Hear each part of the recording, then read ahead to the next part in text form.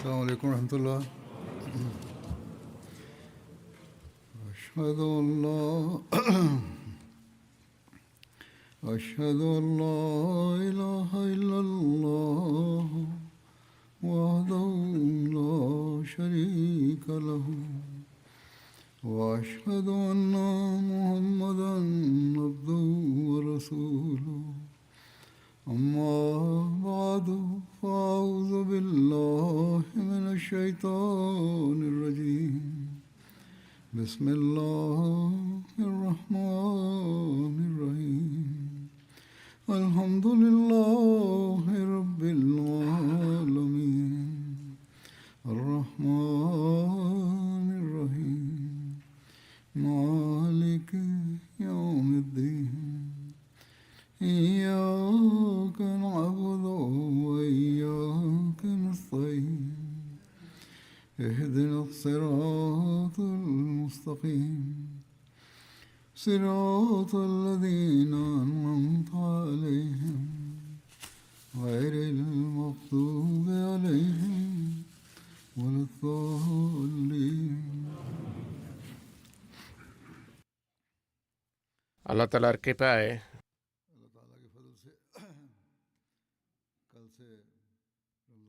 গতকাল থেকে রমজান আরম্ভ হয়েছে। রোজার এই মাসটি আল্লাহ তাআলা আমাদেরকে বিশেষভাবে তাঁর সাথে সম্পর্ক বন্ধন রচনা এবং আমাদের নিজেদের আধ্যাত্মিক সংশোধনের জন্য দিয়েছেন। আল্লাহ তাআলা প্রত্যেক আহমদীকে এই মাস থেকে সর্বাধিক কল্যাণ লাভের তৌফিক দিন। কিন্তু সবসময় স্মরণ রাখতে হবে যে প্রকৃত কল্যাণ তখনই অর্জিত হবে যদি রমজানের পরও আমরা খোদার ভালোবাসা এবং ইবাদতের মান বজায় রাখার বরং উন্নত করার চেষ্টা করি। তবে আমরা আমাদের সৃষ্টির উদ্দেশ্য বা জন্মের যে উদ্দেশ্য আছে তা অর্জন করতে সক্ষম হব।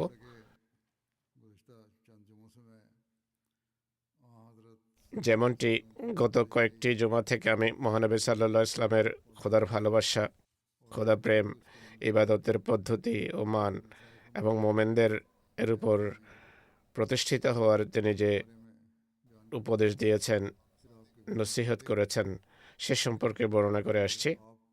এরপর তার সত্যনিষ্ঠ নিবেদিত প্রাণ দাসের মহানবীর উত্তম আদর্শ অনুসরণে বিভিন্ন ঘটনাবলীও বর্ণনা করেছিলাম। এই বিষয়টি এখনও চলমান রয়েছে। আজকে রমজানের প্রেক্ষাপটে এটি চলমান থাকবে। হযরত মসিহ মাউদ আলাইহিস সালামের জীবনের এই দৃষ্টিকোণ থেকে কিছু ঘটনা বর্ণনা করব, যেগুলোতে আল্লাহ তাআলার সাথে তার সম্পর্ক এবং দোয়ার প্রতি তার মনোযোগের দিকটা ফুটে ওঠে। এটিও আল্লাহ তাআলার কৃপা যে মনিব ও দাসের ইবাদত এবং খোদা প্রেমের এই ঘটনাবলী বর্ণনা করতে করতে তিনি আমাদেরকে রমজানে নিয়ে এসেছেন। আমরা রমজানে প্রবেশ করেছি। আমরা এই দৃষ্টিকোণ থেকে আত্মপর্যালোচনারও সুযোগ পাচ্ছি এবং পেতে পারি। আর এর মাধ্যমে আমরা আমাদের নিজেদের অবস্থারও উন্নয়ন সাধন করতে পারি। যে ঘটনাগুলো আমি বর্ণনা করব বা করে আসছি, আমাদের প্রত্যেকের উচিত নিজেদের আধ্যাত্মিক অবস্থার উন্নয়ন এবং আত্মপর্যালোচনার জন্য সেগুলোকে নিজেদের সামনে রাখা। আর আমাদের সবসময় চেষ্টা করা উচিত এই কথাগুলোর উপর আমল করার এবং প্রতিষ্ঠিত হওয়া, যেগুলো মহানবী সাল্লাল্লাহু আলাইহি ওয়াসাল্লাম এবং তার নিবেদিত প্রাণ দাসের ইবাদতের পদ্ধতি ছিল বা আল্লাহ তাআলার সাথে তাদের যে সম্পর্ক ছিল তা যেন আমরা অনুসরণ করি। এগুলো শুধু উপভোগ করলে হবে না, বরং এগুলো আমাদের জন্য পথ প্রদর্শক হওয়া উচিত।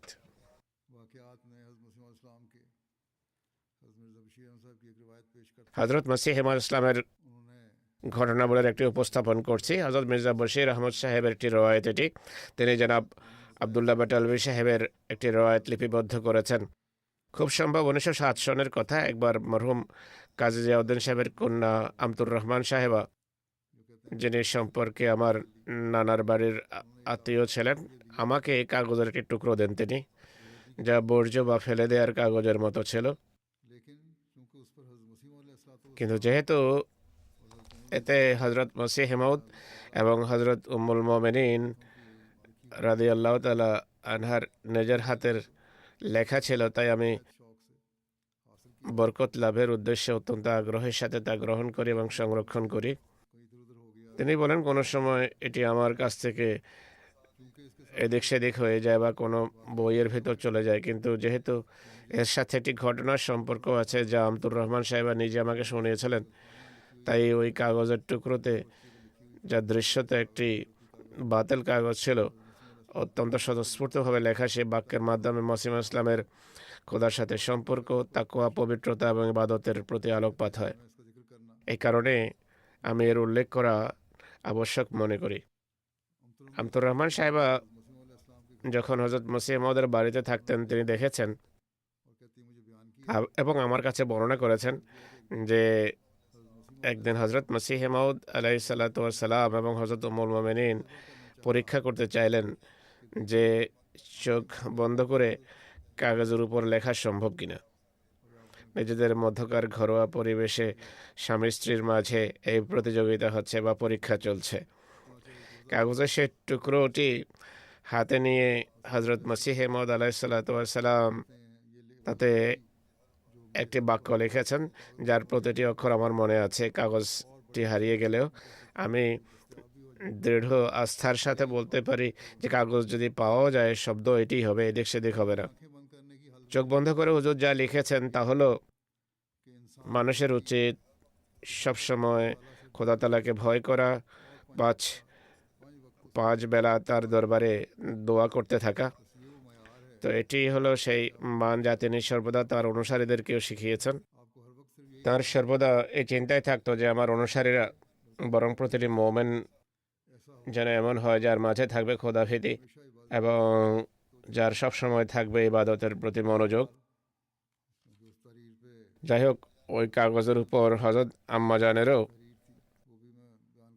কিছু লেখা ছিল, আমি সেটিও বর্ণনা করছি, যা সাধারণ ঘরোয়া পরিবেশে এটি লেখা হয়েছে। আম্মা জানের বাক্যটি ছিল সাদামাটা, আর তা হলো, মাহমুদ আমার স্নেহের পুত্র, কেউ যেন তাকে বোকাঝোকা না করে।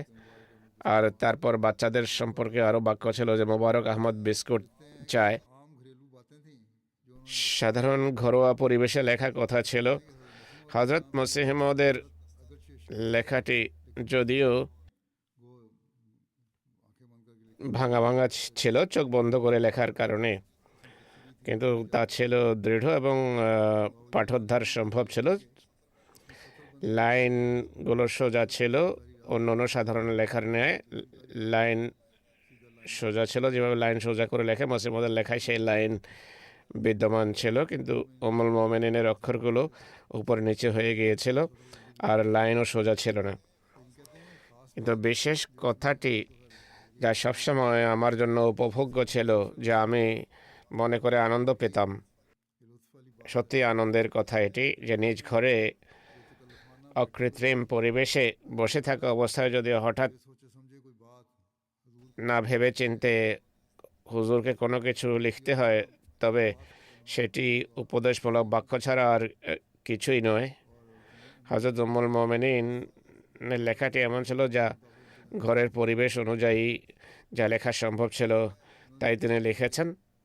ইনি আরও লিখেছেন, আর এটি সত্য কথা, যে এটি হলো সেই পার্থক্য যা প্রত্যাদিষ্ট এবং সাধারণ মানুষের মাঝে হয়ে থাকে। তার হৃদয়ে এক ব্যাকুলতা ছিল যে কিভাবে মানুষকে খোদা তাআলার কাছে আনা যায় এবং তাদের মাঝে ইবাদতের স্পৃহা সৃষ্টি করা যায়।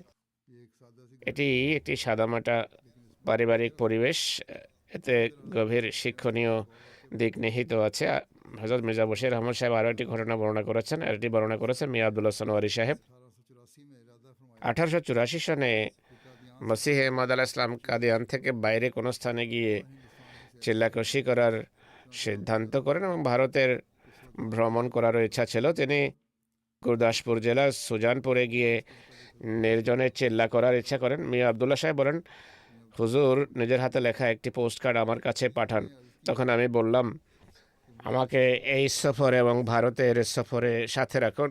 হুজুর মঞ্জুর তো করেছেন, কিন্তু এরপর সুজানপুরের সফরের বিষয়ে হুজুরের প্রতি এলহাম হয় যে তোমার গ্রন্থি মোচন হুঁশিয়ারপুরে হবে। এ কারণে তিনি সুজানপুর যাওয়ার সংকল্প পরিত্যাগ করে হুঁশিয়ারপুর যাওয়ার সিদ্ধান্ত নেন। 1886 সালের জানুয়ারি মাসে তিনি যখন হুঁশিয়ারপুর যাওয়ার প্রস্তুতি নিচ্ছিলেন, হুজুর আমাকে পত্র লিখে কাদিয়ানে ডাকেন।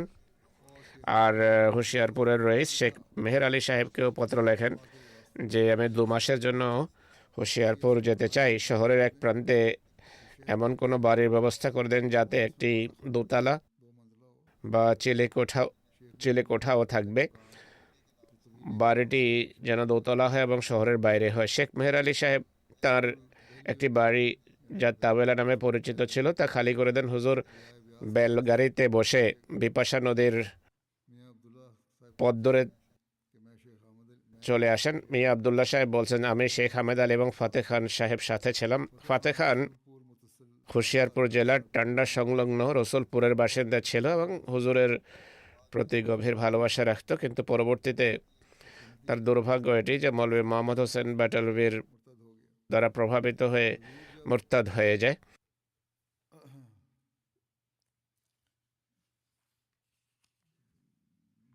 হুজুর যখন সেখানে পৌঁছলেন তখন নদী পার হওয়ার জন্য তারা একটি নৌকা নিলেন। নৌকা চলছিল। হুজুর আমাকে সম্বোধন করে বলেন, মিয়া আবদুল্লাহ, কামেল ব্যক্তির সাহচর্য এই নদী ভ্রমণের মতো, যাতে পার হওয়ার আশাও রয়েছে আবার ডুবে যাওয়ারও আশঙ্কা থাকে। অর্থাৎ যিনি কামেল বুজুর্গ হন, অলিউল্লাহ হন, তার সাহচর্যে থাকা ব্যক্তির পরিণতি উভয় ধরনের হতে পারে। হয়তো সে তেরেও পৌঁছতে পারে, আবার যেমনটি আমরা নদীতে নৌকায় করে যাচ্ছি, এই নৌকা ডুবিয়েও দিতে পারে। তিনি বলেন, আমি হুজুরের এই কথাটি ভাষা দৃষ্টিতে শুনলাম, কিন্তু যখন ফাতে খান মুরতাদ হলো তখন আমার হযরত মসিহ মওউদের এই কথাটি মনে পড়ল। যাই হোক, তিনি বলেন, আমরা পথে ফাতে খানের গ্রামে যাত্রা বিরতি করে পরের দিন হুঁশিয়ারপুর পৌঁছলাম। সেখানে পৌঁছার পর হুজুর তাবেলার দোতলায় অবস্থান গ্রহণ করেন। আর আমাদের মাঝে যেন কোনো বিবাদ না হয় সে উদ্দেশ্যে আমাদের 3 জনের আলাদা আলাদা দায়িত্ব নির্ধারণ করেন। আমার দায়িত্বে খাবার রান্নার কাজ ছিল, ফতে খানের ডিউটি ছিল বাজার থেকে সওদা ইত্যাদি নিয়ে আসা। শেখ হামেদ আলীর কাজ নির্ধারিত হলো যে সে ঘরের বাইরের কাজগুলো করবে এবং আগন্তুকদের আতিথেয়তা করবে। এরপর হযরত মসিহ মাউউদ আলাইহিস সালাম হাতে লেখা ইশতেহারের মাধ্যমে ঘোষণা দেন, 40 দিন পর্যন্ত কেউ যেন আমার সাথে দেখা করতে না আসেন, কেউ যেন আমাকে দাওয়াতের জন্য না ডাকেন। এই 40 দিন অতিবাহিত হওয়ার পর আমি এখানে আরও 20 দিন অবস্থান করব। এই 20 দিনে যারা সাক্ষাৎ করতে চান তারা সাক্ষাৎ করতে পারবেন, যারা দাওয়াত দেওয়ার ইচ্ছা রাখেন তারা দাওয়াত দিতে পারবেন, এবং যারা প্রশ্ন করতে চান তাদের প্রশ্নের উত্তর দেওয়া হবে। তিনি আমাদেরকে নির্দেশ দিলেন যে সদর দরজার ভেতরের শেকল যেন সর্বদা লাগানো থাকে, আর দরজা যেন ভেতর থেকে তালাবদ্ধ থাকে, আর ঘরের ভেতরেও কেউ যেন আমাকে না ডাকে। আমি যদি কাউকে ডাকি তবে সে যেন কেবল ততটুকুই আমার কথার উত্তর দেয় যতটুকু প্রয়োজন। আর দোতলায় কেউ যেন আমার কাছে না আসে। উপরের তলায় যেখানে তিনি আলাইহিস সালাম অবস্থান করছিলেন সেখানে কাউকে যেতে বারণ করা হয়েছে। যা হোক, তিনি বলেন আমার কাজ ছিল তার খাবার উপরে পৌঁছে দেয়া। তিনি বলেন আমার খাবার উপরে পৌঁছে দেয়া হোক, কিন্তু আমার খাবার খাওয়ার জন্য যেন কেউ অপেক্ষা না করে। খালি বাসনপত্র পরে অন্য কোনো সময় নিয়ে যেও। আমি আমার নামাজ উপরে পড়ব, কারণ আমি চিল্লা করছি, তাই আমি উপরে নিজের নামাজ পড়বো আর তোমরা নিচে নামাজ পড়ে নিও। জুমা সম্পর্কে তিনি বলেন, জুমা আবশ্যক, তাই কোনো নির্জন মসজিদ তালাশ করো যা শহরের এক প্রান্তে অবস্থিত থাকবে, যেখানে আমরা একান্তে নামাজ আদায় করব। শহরের বাইরে একটি বাগান ছিল যেখানে একটা ছোট্ট নির্জন মসজিদ ছিল। জুমার দিন হুজুর সেখানে যেতেন এবং আমাদেরকে নামাজ পড়াতেন আর খুতবাও নিজেই পড়তেন, নিজেই খুতবা দিতেন তিনি। মিয়া আবদুল্লাহ সাহেব বলতেন যে আমি খাবার রাখার জন্য উপরে যেতাম, হুজুরের সাথে কোনো কথা বলতাম না। কোনো সময় হুজুর নিজে আমার সাথে কোনো কথা বললে আমি উত্তর দিতাম। একবার হুজুর আমাকে বললেন, মিয়া আবদুল্লাহ, এই দিনগুলোতে আমার উপর খোদা তাআলার কৃপার অনেক বড় বড় দ্বার উন্মোচিত হয়েছে। অনেক সময় দীর্ঘক্ষণ খোদা তাআলা আমার সাথে কথা বলতে থাকেন। যদি এই ঘটনাগুলো লেখা হয় তবে এটি লেখার জন্য অনেক পৃষ্ঠা লাগবে। মিয়া আবদুল্লাহ সাহেব বলছেন, প্রতিশ্রুত পুত্র সম্পর্কিত এলহামও এই চিল্লার সময় হয়েছিল। চিল্লা শেষ হওয়ার পর হুশিয়ারপুর থেকেই মসিহ মউদ আলাইহিস সালাম এই ভবিষ্যৎবাণীর ঘোষণা প্রদান করেন। এটি 1886 সনের 20 ফেব্রুয়ারির বিজ্ঞাপন, যা জামাতে মুসলিমত সংক্রান্ত ভবিষ্যৎবাণী হিসাবে সুপরিচিত। এটি একটি বিশেষ কাকতালীয় বিষয় যে আজ 20 ফেব্রুয়ারি আর প্রতিশ্রুত পুত্র সংক্রান্ত ভবিষ্যৎবাণী পূর্ণ হওয়ার দিনও বটে। সেই প্রতিশ্রুত পুত্র ভবিষ্যৎবাণী অনুসারে যার জন্ম হয়েছে, তিনি 52 বছর খেলাফত করেন। আল্লাহ তাআলা অসংখ্য সাফল্য তাকে দিয়েছেন। সেই সব ভবিষ্যৎবাণী, এলহাম, সেই বৈশিষ্ট্য বলে যা মুসলিমদের মাঝে ছিল, তার প্রত্যেকটি হযরত মির্জা বশিরউদ্দিন মাহমুদ আহমদের মাঝে পূর্ণতা লাভ করেছে। আর এটিকে কাকতালীয় ঘটনা বলছি এই জন্য যে এই ঘটনাটি আজকেই আমার সামনে এসেছে, পূর্বে বা পরেও আসতে পারত। খোদার কোনো প্রজ্ঞা এতে নিহিত ছিল যে আজকের দিনেই এই পুরো বিষয়টি আমার সামনে এসেছে, যা আমি এখন বর্ণনা করছি। 20 ফেব্রুয়ারি মসলেহ মউদ সংক্রান্ত দিন। এই ঘটনার পটভূমি এসে গেল যে কিভাবে মসিহ মউদ সেখানে গিয়েছেন, নির্জনে চিল্লা করেছেন, তাকে শুভ সংবাদ দেওয়া হয়েছে। আজকাল জামাতে মুসলেহ মউদ সংক্রান্ত জলসা হচ্ছে, এমটিএতেও বিভিন্ন অনুষ্ঠান সম্প্রচারিত হচ্ছে। যাই হোক, 40 দিন কেটে যাওয়ার পর ঘোষণা অনুসারে তিনি আরও 20 দিন সেখানে অবস্থান করেন। সেই দিনগুলোতে অনেকেই মানুষকে হুজুরকে আমন্ত্রণ জানায়, অনেকের ধর্মীয় মত বিনিময়ের জন্য আসে, বাইরের থেকেও হুজুরের সাথে দেখা করার জন্য পরিচিতরা আসে। সেই দিনগুলোতে মুরলীধরের সাথে তার বিতর্ক হয়েছিল, যা চোরা চশমা আরিয়া নামে ছাপা হয়েছে। 2 মাসের মেয়াদ পূর্ণ হওয়ার পর সে পথেই হুজুর কাদিয়ান ফিরে আসেন। হুশিয়ারপুর থেকে 5 মাইল দূরে এক বুজুর্গের কবর রয়েছে। এখানে সফরকালে একটা ঘটনা ঘটেছে, এটিও তিনি লিখছেন। সেখানে একটি ছোট্ট বাগান রয়েছে। সেখানে হুজুর কিছুক্ষণের জন্য গরুর গাড়ি থেকে নিচে নেমে আসেন এবং বলেন যে এটি চমৎকার ছায়াযুক্ত স্থান, এখানে কিছুক্ষণ অবস্থান করি। এরপর হুজুর কবরের দিকে যান। আর বলা হতো যে এটি কোনো পুণ্যবান লোকের কবর। মিয়া আবদুল্লাহ সাহেব বলেন, আমিও পেছনে সাথে চললাম। শেখ হামেদ আলী এবং ফতেহ খান গরুর গাড়ির কাছেই অবস্থান করেন। তিনি মাজারের কাছে পৌঁছে দরজা খুলে ভেতরে যান। কবরের শিহরে দাঁড়িয়ে দোয়ার জন্য হাত তোলেন, কিছুক্ষণ দোয়ায় রত থাকেন। এরপর ফিরে এসে আমাকে সম্বোধন করেন এবং বলেন, আমি যখন দোয়ার জন্য হাত তুললাম তখন যেই বুজুর্গের কবর, তিনি কবর থেকে বের হয়ে আমার সামনে দুজানু হয়ে হাঁটু গেড়ে বসে পড়েন। আর আপনি যদি সাথে না থাকতেন তবে আমি তার সাথে কথা বলতাম। তার চোখগুলো ছিল ডাগর বা বড় বড়, গায়ের রং ছিল শ্যাম বর্ণের। এরপর তিনি বলেন, দেখো, যদি এখানে কোনো খাদেম থাকে তবে তার কাছ থেকে এর অবস্থা সম্পর্কে জিজ্ঞেস করি। হুজুর খাদেমকে জিজ্ঞেস করলে সে বলে, আমি নিজে তাকে দেখিনি, কেননা তিনি প্রায় 100 বছর পূর্বে ইন্তেকাল করেছেন। হ্যাঁ, আমার পিতামহের কাছে শুনেছি যে তিনি এই এলাকার বড় এক পুণ্যবান মানুষ ছিলেন। এলাকায় তার অনেক সুপ্রভাব ছিল। হুজুর জিজ্ঞেস করেন তার অবয়ব কেমন ছিল। সে বলতে থাকে যে শুনেছি তার গায়ের রং শ্যাম বর্ণের ছিল, বড় বড় চোখ ছিল। এরপর হুবহু সেই অবয়বই বলেছেন যা মসিহ ইসলাম নিজেই বর্ণনা করেছেন। কেউ কেউ বলে থাকেন যে মৃতদের সাথে কথোপকথন হয়, কিন্তু পুণ্যবান ব্যক্তি আউলিয়াউল্লাহ নবীদের সাথে এভাবেই কথোপকথন হয়, কখনো কাউকে দেখানো হয়। এগুলো আল্লাহ তাআলার নিজস্ব রীতি। যাই হোক, এই সফর সেখানেই সমাপ্ত হয় এবং তারা এরপর কাদিয়ান পৌঁছেন।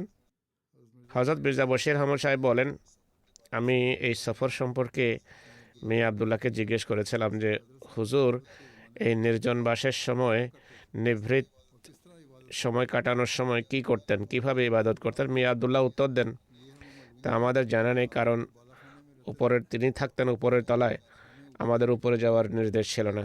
খাবার ইত্যাদির জন্য আমরা যখন যেতাম তখন অনুমতি নিয়েই যেতাম। মিয়া আবদুল্লাহ বলতেন, একদিন আমি যখন খাবার রেখে আসার জন্য উপরে গেলাম, হুজুর বলেন, আমার প্রতি ইলহাম হয়েছে বোরে কামান ফিহা ওয়ামান হাওলাহা। আর হুজুরের ব্যাখ্যা করেছেন মানফিহা বলতে আমাকে বোঝানো হয়েছে, মসিহ মওদকে বোঝানো হয়েছে, আর মান হাওলাহা বলতে তোমরা যারা আমার সাথে এসেছো তাদেরকে বোঝানো হয়েছে। মিয়া আবদুল্লাহ সাহেব বলতেন যে আমি তো সারাদিন ঘরেই থাকতাম, শুধু জুমার দিন হুজুর আলাহ ইসলামের সাথে বাইরে যেতাম। শেখ হামেদ আলীও ঘরেই থাকতো, কিন্তু ফাতে খান সারাদিন বাইরে থাকতো, আর সম্ভবত এই এলহামের সময় সে বাইরেই ছিল। এটি হযরত মিয়া বশির আহমদ সাহেবের নিজস্ব ধারণা। মিয়া আবদুল্লাহ সাহেব বলতেন সেই দিনগুলোতে ফাতে খান মসিহ মাউদের প্রতি এত বেশি অনুরক্ত ছিল যে আমাদের সাথে কথা বলার সময় সে বলতো, আমি তো হযরত মসিহ মাউদ আলাইহিস সালামকে নবী মনে করি। আমি তার এই কথায় পুরনো প্রচলিত আকিদার কারণে ঘাবড়ে যেতাম যে নবী কিভাবে আসতে পারেন, নবী তো আসতে পারে না। কিন্তু ফাতে খান তার প্রতি এতটা ভক্ত, এতটা অনুরক্ত ছিল, সে তাকে নবী বলতো। অথচ মসিহ ইসলাম তখনও দাবি করেননি এবং বয়াতের কথা ঘোষণা করেননি। কিন্তু যখন সে হোঁচট খেলো, এরপর সে হোঁচট খেলো আর মুরতাদ হয়ে গেল। এই কারণে মানুষের সর্বদা নিজের শুভ পরিণামের জন্য দোয়া করা উচিত, নিজের ইমানের দৃঢ়তার জন্য চেষ্টা করে থাকা উচিত, আর দোয়াও করা উচিত। বিশেষভাবে রমজান মাসে এই সব দোয়া সবার করা উচিত যে আল্লাহ তাআলা যেন আমাদের পরিণাম শুভ করেন এবং আমাদের যেন ইমানের উপর তিনি প্রতিষ্ঠিত রাখেন। মিয়া আবদুল্লাহ সাহেব এটিও বর্ণনা করেছেন যে একবার আমি খাবার রেখে আসতে গেলে হুজুর বললেন, খোদা আমাকে এমনভাবে সম্বোধন করেন এবং এমনভাবে আমার সাথে কথা বলেন যে আমি যদি এর সামান্য অংশ প্রকাশ করি তাহলে যত ভক্ত আছে সবাই মুখ ফিরিয়ে নেবে। বাস্তবে এমনটি ঘটে। যখন তিনি দাবি করেছেন, কিছু মানুষ মুখ ফিরিয়ে নিয়েছিল এবং বিরোধিতায় লিপ্ত হয়েছিল, কারণ তারা ধারণা করতে পারে না যে আল্লাহ তাআলা এইভাবে কথা বলতে পারেন।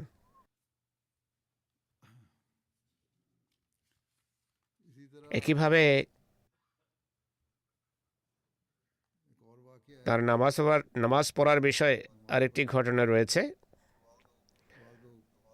কিছু মানুষ নামাজের ফিকা সংক্রান্ত বিষয় নিয়ে কথা বলে, আইনগত নিয়মকানুন সম্পর্কে কথা বলে, কীভাবে হাত বাঁধা উচিত, কীভাবে নড়াচড়া করা যায়।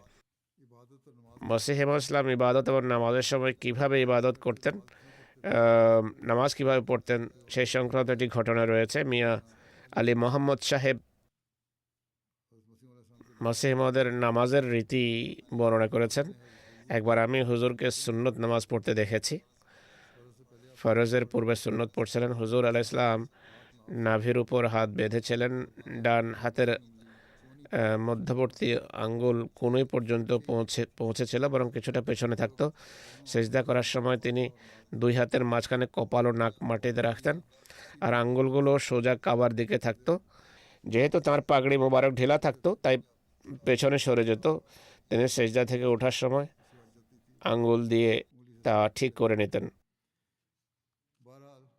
যাই হোক, লিখেছেন যে হুজুর আলাইহিস সালাম এই সুন্নতগুলো মসজিদে আকসায় তার সম্মানিত পিতার কবরের দক্ষিণ পাশে দাঁড়িয়ে পড়েছিলেন। এরপর ফরজ নামাজ শুরু হয় আর মৌলভী নুরুদ্দিন সাহেব নামাজ পড়িয়েছেন। একইভাবে হযরত মোহাম্মদ জামিল সাহেব বলেন যে দিনগুলোতে প্রথমবার প্লেগ মহামারী দেখা দেয়, হুজুর বাগানে স্থানান্তরিত হন, অর্থাৎ পুরো পরিবার সহ সেখানেই চলে যান। আমরা রাতের বেলা পাহারা দিতাম। প্লেগের কারণে খোলো জায়গায় অবস্থান করা যুক্তিযুক্ত হয়ে থাকে, তাই তিনি সেখানে স্থানান্তরিত হন। রাতের পাহারার সময় আমরা হযরত সাহেবের ক্যাম্পের পাশ দিয়ে যেতাম। হুজুর আলাইহিস সালাম নামাজেই মগ্ন থাকতেন। আল্লাহ ভালো জানেন তিনি কখন ঘুমাতেন। হযরত চৌধুরী ভাই আব্দুর রহমান সাহেব বলেন যে হুজুর পরম বিনয়ের সাথে তাহাজ্জুদের নামাজ পড়তেন। ছোট মসজিদের সামনের কামরাতেও আওয়াজ শোনা যেত। হুজুরের রীতি ছিল তিনি ইহদিনাস সিরাতাল মুস্তাকিম বারবার পুনরাবৃত্তি করতেন। আমাদেরও এটি পুনরাবৃত্তি করা উচিত যেন খোদা আমাদেরকে হেদায়েতের উপর প্রতিষ্ঠিত রাখেন। হযরত মাস্টার নজির হোসেন সাহেব তার তাহাজ্জুদের নামাজের চিত্র তুলে ধরতে গিয়ে বলেন যে একবার জেহলম যাওয়ার পথে আমরা লাহোরে আমার দাদা হজরত মিয়া জালালউদ্দিন সাহেব মরহুমের বাড়ি মুবারক মঞ্জিলে অবস্থান করি। হজরত মসিহ হেমদ সেখানে রাত অতিবাহিত করেন। এক কামরায় হুজুরের ঘুমানোর ব্যবস্থা করা হয়। আমিও সেই কামরার বাইরে বারান্দায় দরজার কাছে শুয়ে পড়লাম। রাত প্রায় 3টার দিকে কামরায় হুজুরকে দেখলাম। হুজুর নামাজ পড়ছিলেন।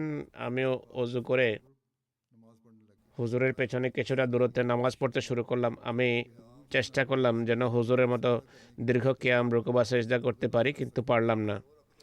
শুধু 2 রাকাতে আমি ভীষণ ক্লান্ত হয়ে পড়লাম। আর হুজুর সেই রাকাতে ছিলেন যেটিতে খাকসার সামিল হয়েছিল, অর্থাৎ যে রাকাতে তিনি সামিল হয়েছিলেন যা হুজুর পড়ছিলেন।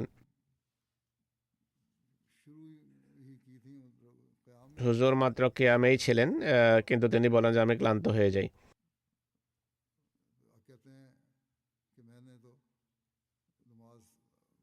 আমি হুজুরের সাথে নামাজ ছেড়ে নিজের নামাজ পড়তে আরম্ভ করলাম। এটি মহানবীর অনুসরণে হজরত মসিহ মদের ইবাদতের দৃষ্টান্ত ছিল।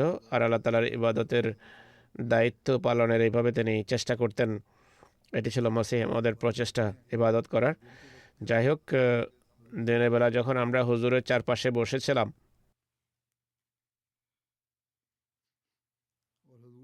হুজুর জামাতকে তাহাজ্জুদ পড়ার তাগিদ দিচ্ছিলেন, উপদেশ দিচ্ছিলেন। আমি বললাম, যদি তাহাজ্জুদ পড়া না হয়, তাহাজ্জুদ পড়তে না পারলে অন্তত পক্ষে কি করা উচিত, এই ঘাটতি কিভাবে পূরণ করা যায়? হুজুর বলেন, তখন অজস্র ধারায় ইস্তেগফার পড়া উচিত, তাসবিহ ও তাহমিদ বেশি বেশি পড়া উচিত। এর ফলে তাহাজ্জুদ পড়ার সামর্থ্য লাভ হয়। দোয়া কিন্তু তাহাজ্জুদের বিকল্প নয়, বরং তাহাজ্জুদ পড়ার সামর্থ্য এবং সুযোগ লাভের জন্য এটি দোয়া হয়ে থাকে। হযরত মির্জা বশির আহমদ সাহেব লিখেছেন, আমার তাহাজ্জুদ পড়ার বিষয়ে গাফেলতি বা উদাসীন্য প্রকাশিত হলে আমি এর উপর আমল করি। এর ফলে তাহাজ্জুদ পড়ার সুযোগ বা তৌফিক লাভ হয়। এটি একটি ব্যবস্থাপত্র। যখনই তাহাজ্জুদের ক্ষেত্রে আলস্য দেখা দেয়, এই ব্যবস্থাপত্র কাজে লাগানো উচিত। আজকাল আমরা রমজান অতিবাহিত করছি, তাহাজ্জুদের কিছু না কিছু তৌফিক তো লাভ হয়েই যায়। যদি নাও হয়, চেষ্টা করা উচিত। মসজিদে তারাবি হয়, আর এটি বিকল্প হয়ে থাকে কিছুটা হলেও তারাবির, বিশেষ করে দুর্বল, অসুস্থ অথবা এমন লোকদের জন্য যারা সকালে উঠতে পারে না বা বেশি সময় দিতে পারে না। কিন্তু এটি এমন বিকল্প নয় যার ফলে তাহাজ্জুদের পুরো দায়িত্ব পালিত হতে পারে। মহানবী সাল্লাল্লাহু আলাইহি ওয়াসাল্লামের সুন্নত এবং তার নিবেদিত প্রাণদাসের রীতি হলো রাতের বেলা উঠে তাহাজ্জুদ পড়া। তাই তারাবি পড়লেও চেষ্টা করা উচিত 2 নফল বা 4 নফলই হোক না কেন, তা পড়া উচিত। খায়রুদ্দিন সাহেব আরও বর্ণনা করেন যে একবার হজরত মসিহ মউদ আলাইহিসসালাম বসন্তের দিনগুলোতে সকাল 8টায় কাদিয়ান থেকে ভ্রমণের জন্য বের হন। সেই পথে যায় হেনি এবং কাদেরাবাদের মাঝখানে অবস্থিত, যেটিকে সড়কও বলা হয়। তিনি কাদিয়ানের সীমানায় 2 নফল পড়েছেন। এরপর আমাদের গ্রামের পাশ ঘেঁষে কাদিয়ান ফিরে গিয়েছেন। অর্থাৎ ভ্রমণেও তিনি তার ইবাদতের প্রতি দৃষ্টি ছিল। কাদিয়ানে বসবাসকারীদের এই দায়িত্ব এখন। মসিহ ইসলাম কাদিয়ানের ভেতর এবং কাদিয়ানের প্রান্তেও নফল পড়েছেন। তাই এর পবিত্রতার বিষয়ে যত্নবান হওয়া উচিত কাদিয়ানবাসীদের। আর সেই গ্রামের বসবাসের দায়িত্ব পালন করতে গিয়ে নিজেদের ইবাদতের মানকে উন্নত করার চেষ্টা করা উচিত। হযরত মালিক নিয়াজ মোহাম্মদ সাহেব বলেন, 1904 সালে যখন আমি কাদিয়ান যাই, হযরত মসিহ মউদ আলাইহিস সালাম করমদিন মামলার সময় গুরদাসপুরে আসতেন। আমিও সেখানে গেলাম। তখন একটি পুকুরের কাছে একটি বাড়িতে হুজুর অবস্থান করছিলেন এবং জামাতের বন্ধুরাও সেখানে থাকতো। লঙ্গরখানাও এরই একটি অংশে ছিল। আদালতে আমি দেখলাম যে হুজুরের জন্য একটি শতরঞ্জি বা দাড়ি বিছানো হতো। হুজুর তাতে বসতেন, আর অন্যান্য বন্ধুরাও তাতে বসতেন। একটি বড় শতরঞ্জি ছিল। তিনি বলেন, আমি একটা বিষয় লক্ষ্য করেছি যা বিশেষভাবে মনে আছে আমার। হুজুর সার্বক্ষণিকভাবে অজুতে থাকতেন। যখনই প্রস্রাবের জন্য যেতেন, তারপর অবশ্যই উজু করে নিতেন। এটি থেকে আমার দৃঢ় বিশ্বাস জন্মেছে যে হুজুর সবসময় অজুতে থাকতেন। তিনি ক্ষীণ কণ্ঠে অনবরত সুবহানাল্লাহ ওয়া বিহামদিহি সুবহানাল্লাহিল আযীম পড়া অব্যাহত রাখতেন। হযরত চৌধুরী ভাই আব্দুর রহিম সাহেব বর্ণনা করেন, প্রাথমিক দিনগুলোতে হুজুরের রীতি ছিল তিনি নামাজে সাধারণত সবার আগে মসজিদে আসতেন। একবার আমি চেষ্টা করলাম সর্বপ্রথম মসজিদে পৌঁছার, কিন্তু হুজুর সেখানে আগে থেকেই উপস্থিত ছিলেন। হুজুর আকদাস তার যৌবনের একটি অংশ, যা কম বেশি 7 বছর বিস্তৃত হবে, সিয়ালকোটে কাটিয়েছেন। সেখানেও দিনরাত তার যেভাবে কেটেছে তার উল্লেখযোগ্য বৈশিষ্ট্য ছিল খোদার ভালোবাসা। যে বর্ণনা করেছে সে হুজুরের নির্জনবাস, একাকিত্ব এবং নামাজ ও তেলাওয়াতে মগ্ন থাকার কথা বিশেষভাবে উল্লেখ করেছে। সিয়ালকোটের কয়েকজন নির্ভরযোগ্য এবং বুজুর্গ ব্যক্তির সাক্ষ্য আমি আপনাদের সামনে তুলে ধরব। হাকিম বদর হোসেন সাহেব লেখেন, এটি তার নিজের সাক্ষ্য, যদিও হজরত মসিহ মওদের মামুর হওয়ার দাবি করার পর আহমদিয়া বিরোধীদের শীর্ষস্থানীয় একজন ছিলেন। আর কোনো লেখায় মসিহ মওদের কোনো ঘটনার উপর বিদ্বেষ ঘন আপত্তিও করেন। তা সত্ত্বেও বিরোধিতার ভিড়েও তিনি হুজুরের সিয়ালকোটের অবস্থানের পবিত্র স্মৃতিগুলো ভুলতে পারেননি।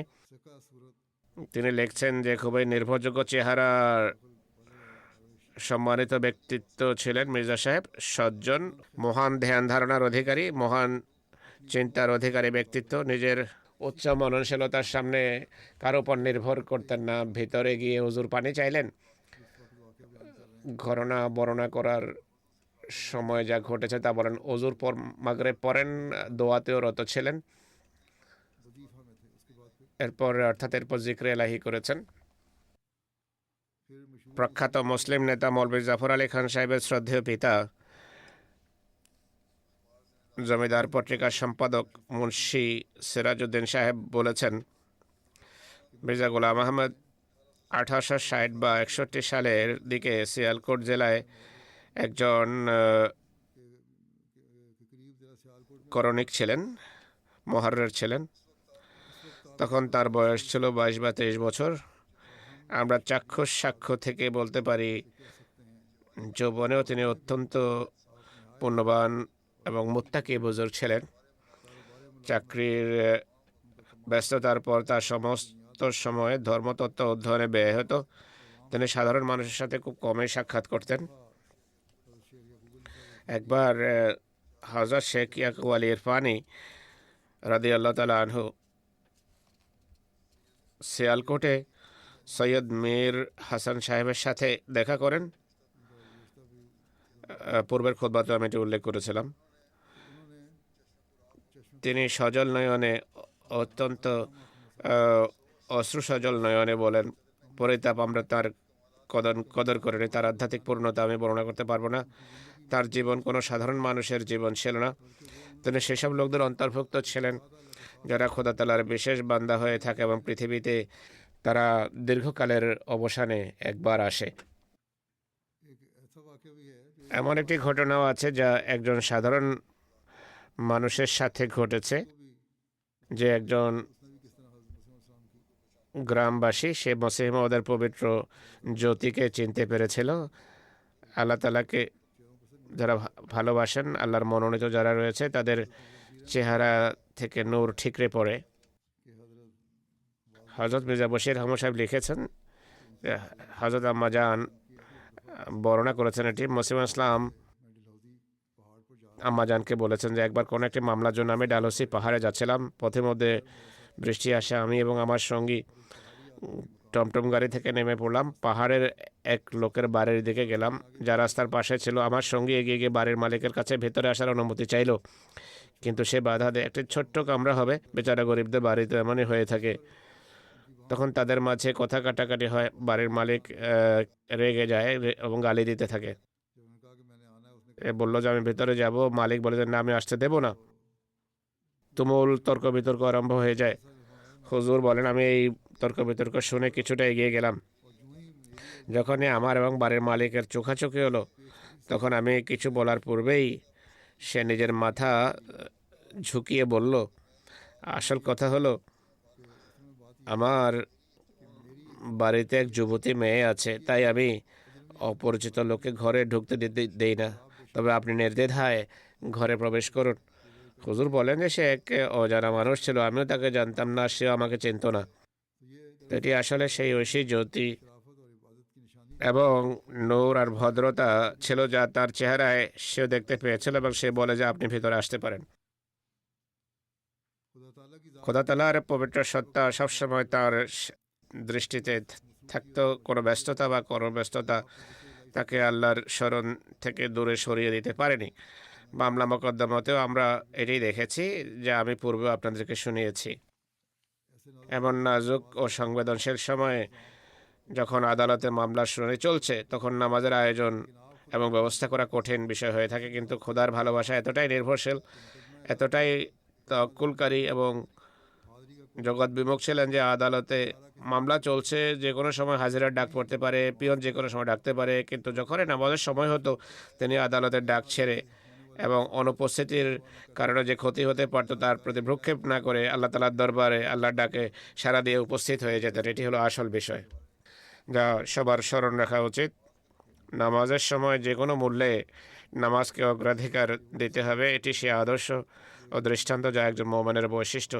তিনি তার পবিত্র নেতার কাছে এটি শিখেছেন, আমাদের নিজের উপর আমল করেছেন এবং আমাদের সামনে দৃষ্টান্ত স্থাপন করেছেন। হযরত শেখ ইয়াকুব আলী ইরফানি অত্যন্ত সুন্দরভাবে তার এই অবস্থা তুলে ধরেছেন। তিনি লেখেন যে মামলা মোকদ্দমার এই ধারাবাহিকতা বেশ দীর্ঘ ছিল। চিফ কোর্ট পর্যন্ত কিছু মামলার তদারকির জন্য তাকে যেতে হতো। এনে লেখেন, আমি এই সিরাত পাঠকদেরকে হযরত মির্জা সাহেবের জীবনের এই অংশের সাথে পরিচিত করার পাশাপাশি যে বিষয়ের দিকে দৃষ্টি আকর্ষণ করতে চাই তা হলো আল্লাহর সাথে তার সম্পর্ক। যেসব মানুষেরা হুজুরের সাহচর্যে থাকার এবং তার কথা শোনার সুযোগ হয়েছে, বা যারা প্রকাশিত বক্তৃতাগুলো পড়েছেন, তারা জানেন হযরত মির্জা সাহেব সবসময় যার হাত কাজে থাকলেও তার হৃদয় খোদার স্মরণে ব্যস্ত থাকতো, রত থাকতো। হুজুর এরই নসিহত করতেন। মামলা মোকদ্দমার ক্ষেত্রে সাধারণত দেখা যায় যে বাদী হোক বা বিবাদী উভয় এক ধরনের উদ্বেগ এবং অস্থিরতার মাঝে থাকে, কিন্তু মির্জা সাহেব যখন মামলার জন্য যেতেন তার মাঝে কোনো অস্থিরতা বা ঘাবড়ানোর ভাব দেখা যেত না। পূর্ণ অবিচলতা গাম্ভীর্যের সাথে তার হৃদয়ে খোদার স্মরণে নিবিষ্ট থাকতো। একদিকে মামলাগুলো তদারকিতে ছিল কেবল পিতার প্রতি আনুগত্যের দায়িত্ব পালন, অন্যদিকে এই মামলাগুলো চলাকালীন সময় তিনি কখনো নামাজ কাজা হতে দেননি। আল্লাহ তাআলার অধিকার প্রদানের বিষয়ে কখনো উদাসীন হননি। আদালতের মাঝে নামাজের সময় তিনি এমনভাবে মগ্ন হয়ে যেতেন ইবাদতে, যেন তার আর কোনো কাজই নেই। এরপর তিনি ঘটনা লিখেছেন, এভাবে আদালত থেকে ডাক পড়তো কখনো কখনো, আর তিনি প্রক্ষেপহীনভাবে ইবাদতে রত থাকতেন। মোকদ্দমার এই সফরগুলোতে প্রতিনিয়ত যদি কারো ধ্যান থেকে থাকে, তবে তা কেবল সেই সত্তার, যিনি স্রষ্টা এবং রব্বুল আলামিন। উদীয়মান সূর্য, রাতের আকাশের জলজলে চাঁদ, তারা, বহমান ঝর্ণা, জলপ্রপাত, সুউচ্চ পর্বতমালা, প্রবাহিত স্রোতধারা, সবুজ ঘেরা প্রান্তর, পাখিদের কলকাকলি, মেঘের গর্জন ও বিদ্যুতের ঝলকানিতে কেবল এক সত্তাই তিনি দেখতে পেতেন। সেই মাবদাউল আনোয়ার সত্তার প্রতিফলন দেখতেন, অর্থাৎ প্রতিটি সৃষ্টির মাঝে তিনি আল্লাহ তাআলাকে দেখতেন। চতুর্দিকে সে প্রকৃত প্রেমাস্পদেরই জলবা দেখতেন। তিনি চাঁদ দেখে বেকুল হতেন, কেননা তাতে তার বন্ধুর সৌন্দর্যে কিছু ছাপ দেখা যেত। সূর্যের আলোতে তারই ঢেউ দৃশ্যমান হতো এবং প্রতিটি তারকায় তারই দীপ্তির ঝলক দেখা যেত। সুন্দর চেহারার স্নিগ্ধতায় সেই প্রকৃত স্রষ্টার সৌন্দর্যের সন্ধান পাওয়া যেত। প্রতিটি সুন্দর চোখ তাকেই তুলে ধরে, আর প্রতিটি কোকড়ানো কেশ দামের হাত সেই এক অদ্বিতীয় খোদার দিকে ইশারা করত। প্রতিটি ফুল ও কানন তার সৌন্দর্য অনুগ্রহের সুবাসে সুবাসিত হতো। খুবই সুন্দর ভাষায় তিনি বর্ণনা করেছেন এটি। সত্য কথা হলো, তিনি বলছেন, সত্য কথা হলো আপাত দৃষ্টিতে, মানুষের দৃষ্টিতে তিনি হয়তো মামলার জন্য যেতেন, কিন্তু কার্যত এসব সফরেও আল্লাহ ছাড়া অন্য সবার চিন্তাধারা তার মন থেকে বেরিয়ে যেত। এই অবস্থা বর্ণনা করতে গিয়ে তিনি লিখেছেন, আমি পূর্বেও বর্ণনা করেছি, ডালহৌসি সফরের ঘটনা, সেখানেও তিনি রাস্তার দৃশ্য দেখে এটাই বলেছেন যে ঝর্ণা আর সবুজ প্রান্তর কত সুন্দর। অতএব সেই সত্তায় বিলীনতার অবস্থা ছিল, যা সবসময় তার উপর বিরাজমান থাকত। জিন হোক বা রাত, নির্জনতা হোক বা লোকালয়, সে প্রকৃত প্রেমাস্পদের স্মরণ কখনো তার হৃদয় থেকে মুছে যেত না। হযরত মির্জা বশির আহমদ সাহেব লিখেছেন, আমার মা বর্ণনা করেছেন, একবার হযরত মসিহ ইসলাম বলেছিলেন, আমাকে আল্লাহর পক্ষ থেকে জানানো হয়েছে, আল্লাহর পক্ষ থেকে বলা হয়েছে যে সুবহানাল্লাহি ওয়া বিহামদিহি সুবহানাল্লাহিল আযীম অনেক বেশি পড়া উচিত। আমার মা বলেন এই কারণে তিনি এটি অজস্র ধারায় পড়তেন, এমনকি রাতে বিছানায় পার্শ্ব পরিবর্তনের সময়ও তার পবিত্র ঠোঁটে এই দোয়াই থাকতো। হযরত মির্জা বশির আহমদ সাহেব লেখেন, আমি মৌলভী শের আলী সাহেবের কাছে যখন এই রওয়ায়াত বর্ণনা করলাম, তিনি বলেন যে আমিও এটি দেখেছি। হযরত মসিহ ইসলাম সুবহানাল্লাহ অনেক বেশি পড়তেন। হযরত মির্জা বশির আহমদ সাহেব নিজের পর্যবেক্ষণও তুলে ধরেছেন। তিনি বলেন, আমি হযরত মসিহ মউদ আলাইহিস সালাতু ওয়াস সালামকে সবসময় সুবহানাল্লাহ পড়তে শুনেছি। তিনি অত্যন্ত ধীরে ধীরে থেমে থেমে কোমলতার সাথে কিন্তু অবচলতার সাথে এই শব্দগুলো আওড়াতেন। একই সাথে আল্লাহ তাআলার পবিত্র গুণাবলী সম্পর্কে চিন্তা এবং প্রণিধানও করতেন। হযরত মির্জা বশির আহমদ সাহেব লিখেছেন, পীর সেরাজুল হক নোমানি আমার কাছে বর্ণনা করেছেন, হযরত সাহেবের ঘুমানোর অবস্থা ছিল যে কিছুক্ষণ পর পরই তিনি জেগে উঠতেন আর ধীরে ধীরে সুবহানাল্লাহ সুবহানাল্লাহ বলতে বলতে আবার ঘুমিয়ে পড়তেন। হযরত শেখ ইয়াকুব আলী ইরফানি লেখেন, হযরত মসিহ মউদ আলাইহিস সালাম তাঁর পবিত্র মনিব মহানবী সাল্লাল্লাহু আলাইহি সাল্লামের পদাঙ্ক অনুসরণে নির্জন বাস ও একাকিত্ব যাপন অত্যন্ত পছন্দ ছিল। যদি সম্ভব হতো তাহলে তিনি কখনোই অবস্থা থেকে বাইরে আসতেন না। একাধিকবার তিনি তার বক্তৃতা আর রচনায় এই কথা প্রকাশ করেছেন। বস্তু তার নির্জন বাস, নাজুক প্রকৃতি এবং নিভৃতচারী স্বভাবের উপরে জোরালো প্রভাব পড়ে, আর ঐশী আকর্ষণে তিনি সম্পূর্ণভাবে আল্লাহ তাআলার দিকে আকৃষ্ট হন। তখন তিনি তার পিতাকে একটা চিঠি লেখেন। পত্রটি পড়লে জানা যাবে যে হুজুর আলাইহিস সালাম কিভাবে জীবনের সূচনা থেকেই এই দুনিয়ার প্রতি ছিলেন নিরাসক্ত এবং আল্লাহ তাআলার সাথে নিজের সম্পর্ক দৃঢ় করার চিন্তায় ছিলেন মগ্ন। যৌবনে লেখা এই চিঠি তার পবিত্র প্রকৃতি ও নিষ্কলুষ জীবনের একটি অংশ। এটি ফার্সি চিঠি, আমি কিছু অংশ বর্ণনা করছি আপনাদের সামনে। তিনি তার পিতাকে সম্বোধন করেছেন, এই দিনগুলোতে আমি চাক্ষুষ দেখছি এবং অন্তর্দৃষ্টি এবং চিন্তার চোখে পর্যবেক্ষণ করছি যে সব দেশ এবং শহরে প্রত্যেক বছর কোনো না কোনো মহামারী দেখা দেয়, যা বন্ধু থেকে আত্মীয় থেকে বিচ্ছিন্ন করে দেয়। আর কোনো একটি বছর আমি এমন দেখি না প্রজ্বলিত আগুন এবং এই যন্ত্রণাদায়ক ঘটনাবলী কিয়ামতের হাহাকার সৃষ্টি করে না। এসব অবস্থা দেখে হৃদয় দুনিয়ার প্রতি আমার বীতশ্রদ্ধ হয়ে পড়েছে এবং তার ভয়ে আমার চেহারা ফ্যাকাশে। হুজুর বলছেন, আজও দুনিয়ার অবস্থা এমনই, কিভাবে সর্বত্র আগুন দাও দাও করে জ্বলছে, তাই আমাদের উচিত আল্লাহ তাআলার সাথে সম্পর্ক স্থাপন করা। তিনি চিঠিতে আরও লিখেছেন যে প্রায়শই শেখ মুসলিউদ্দিন সাদি সিরাজের এই দুটি চরণ মনে পড়ে আর আক্ষেপের অশ্রু প্রবাহিত হয় যে মাকুন তাকিয়া আবার ওমরে না পায়দার মবাস আয়মান আজ বাজিয়ে রোজগার। এই ক্ষণস্থায়ী জীবনের উপর ভরসা করো না, আর যুগের এই খেলা থেকে, যুগের প্রভাব থেকে নিজেকে নিরাপদ মনে করো না। এটি মনে করো না যে আমরা দুনিয়ায় এসে নিরাপদ হয়ে গেছি। তিনি আরও লেখেন যে অধিকন্তু ফররখ কাদিয়ানের এই দুটো চরণ হৃদয়ের ক্ষতগুলোতে লবণ ছিটিয়ে দেয়। সে যুগে মসিহ ইসলাম নিজের উপাধি হিসেবে ফররখ কাদিয়ানি ব্যবহার করতেন। বদনিয়ায় দু দিল মাবন্দ এ নওজওয়ান কে ওয়াক্তে আজল মে রসদ নাগাহা। হে যুবক, এই জগৎকে মন দেবে না, কারণ মৃত্যুর সময় হঠাৎ করে এসে যায়। আমি চাই যে আমার জীবনের বাকি সময়টুকু নির্জন বাসে কাটাই, মানুষের সাহচর্য থেকে নিজেকে দূরে রাখি এবং মহান আল্লাহর স্মরণে মগ্ন হই, যেন অতীতের জন্য ক্ষমা প্রার্থনা করতে পারি। যা হাতছাড়া হয়ে গেছে আর যে যে ক্ষতি হয়ে গেছে সেই ক্ষতি যেন কাটিয়ে উঠতে পারি। এটি একটি দীর্ঘ চিঠি। এটি থেকে বোঝা যায় মসিহ ইসলাম কোনো খ্যাতি বা সম্মানের সন্ধানে ছিলেন না। খোদা তাআলার সাথে তার এক অকৃত্রিম ও বিশুদ্ধ সম্পর্ক ছিল। এটি এক বাস্তব সত্য যে তার নির্জন বাস ও নির্বিচারিতার প্রতি এতটা আসক্তি ছিল যে তিনি কখনো মানুষের সামনে আসবেন না। যদি আল্লাহ তাআলার নির্দেশের আনুগত্য করা উদ্দেশ্য না হতো তাহলে তিনি নিভৃতেই জীবন কাটিয়ে দিতেন।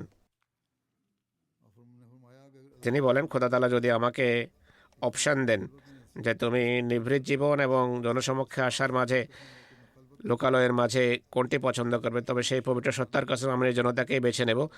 আমাকে তো জোরপূর্বক কর্মক্ষেত্রে টেনে বের করা হয়েছে। নির্জনতা আমি যে স্বাদ পাই তা খোদা ছাড়া আর কেউ জানে না।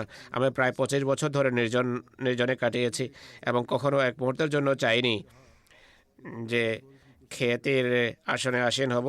মানুষের সাথে মিলেমিশে বসার প্রতি আমার স্বভাবতে অনীহা ছিল, কিন্তু আমি আদিষ্ট হওয়ার কারণে এইটি করতে বাধ্য। নিজ পিতার নির্দেশ পালন করতে গিয়ে তিনি সবকিছু ছেড়ে দেন। এক কথায় এটি এক প্রকার রাজকীয় জীবন ছিল যা তিনি ত্যাগ করেছেন। তার পিতার মালিকানা 60টি গ্রাম ছিল। সব কিছু তিনি কেবল খোদা তাআলার ভালোবাসায় ছেড়ে দিয়েছেন। আর তিনি অনুসারীদেরকে এ বিষয়ে উপদেশ দিতেন। একটি ঘটনা লেখা আছে যে মিয়া মোহাম্মদ মুসা সাহেব বর্ণনা করেন, আমি একবার কাদিয়ান গেলাম। সেখানে একজন মুসলিম ছিল। তিনি হুজুরের কাছে নিবেদন করেন যে হুজুর আমাকে যাওয়ার অনুমতি দেওয়া হোক, কেননা খেতে ফসল পেকে গেছে। অনেক বড় জমিদার ছিল, ফসল বন্টন করতে হবে। যারা বর্গা চাষি তাদের মাঝে ফসলের ভাগ বটোয়ারা করতে হয়। তিনি জিজ্ঞেস করেন কত ফসল আছে। তিনি বললেন অনেক বেশি। হুজুর বলেন, আমি তো অনেকগুলো গ্রাম ছেড়ে খোদা তাআলার দরজা বেছে নিয়েছি। আপনি আরও কিছুদিন অপেক্ষা করুন, নিজের ধর্মীয় অবস্থার উন্নয়ন করুন, জাগতিকতা আল্লাহর উপর ছেড়ে দেন, আল্লাহ তাআলা কৃপা করবেন। মসিহ ইসলাম তার অবস্থা জানতেন, এই কারণে এমন কথা বলেছেন। কিন্তু অন্যত্র মসিহ ইসলাম এটিও বলেছেন সব জাগতিকতা সম্পূর্ণভাবে পরিহার করা উচিত নয়। আল্লাহ যে ফজল দিয়েছেন সেগুলোকে মূল্যায়ন করা উচিত। সে নতুন বয়ৎকারী তরবিয়তের জন্য এই কথাগুলো বলেছেন। তার অবস্থা অনুসারে সবাইকে নিজের অবস্থা দেখা উচিত। বস্তুবাদিতায় এতটা নিমজ্জিত হওয়া উচিত নয়, আবার জগৎকে সম্পূর্ণভাবে পরিহারও করা উচিত নয়। অর্থাৎ জাগতিক দায়িত্ব ছেড়ে দেবেন, এটিও যেন না হয়। ইসলাম একটি ভারসাম্যপূর্ণ ধর্ম, কিন্তু একটি কথা স্মরণ রাখতে হবে যে আল্লাহ তাআলা খোদা তাআলাকে কখনো ছেড়ে দেওয়া উচিত নয়। এদিক থেকে সাবধানতার প্রয়োজন রয়েছে অনেক। এ ছিল মসিহ ইসলামের খোদা প্রেম এবং ইবাদতের কিছু দিক যা আজকে তুলে ধরেছি। আল্লাহ তাআলা রমজানে আমাদেরকে সত্যিকার অর্থে প্রকৃতপক্ষে ইবাদত করার তৌফিক দান করুন। আর আল্লাহ আমাদেরকে নিজ ভালোবাসায় অগ্রগামী হওয়ার তৌফিক দেন, যেন আমরা বেশি বেশি এই রমজানের কল্যাণমণ্ডিত হতে পারি এবং রমজানের পরও যেন কল্যাণের এই ধারা যেন বিচ্ছিন্ন হয়। আল্লাহ আমাদেরকে প্রকৃত মোমেন হওয়ার তৌফিক দিন। এই দিনগুলোতে বিশেষভাবে সমস্যা কবলিত মিথ্যা মামলায় জড়িত আহমদী ভাইদের জন্য অনেক দোয়া করুন। আল্লাহ তাআলা তাদের জন্য সহসাধ্যতা সৃষ্টি করুন। উম্মতে মুসলিমাকেও দোয়ায় স্মরণ রাখবেন। পৃথিবীর ধ্বংসের হাত থেকে রক্ষা পাওয়ার জন্য দোয়া করুন।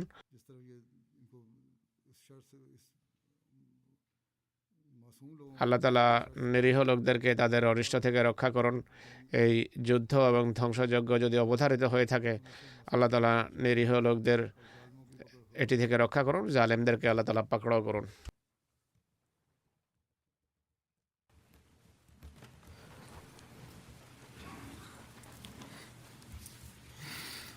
আলহামদুলিল্লাহ আলহামদুলিল্লাহ নাহমাদুহু ওয়া নাস্তাঈনুহু ওয়া নাস্তাগফিরুহু ওয়া নু'মিনু বিহি ওয়া নাতাওয়াক্কালু আলাইহি ওয়া নাউযু বিল্লাহি মিন শুরুরি আনফুসিনা ওয়া মিন সাইয়্যাতি আ'মালিনা মান ইয়াহদিহিল্লাহু ফালা মুদিল্লা লাহু ومن يضلل فلا هادي له ونشهد أن لا إله إلا الله ونشهد أن محمدا عبده ورسوله عباد الله رحمكم الله إن الله يأمر بالعدل والإحسان وإيتاء ذي القربى وينهى عن الفحشاء والمنكر والبغي يعظكم لعلكم تذكرون اذكروا الله يذكركم وادعوه يستجب لكم ولذكر الله أكبر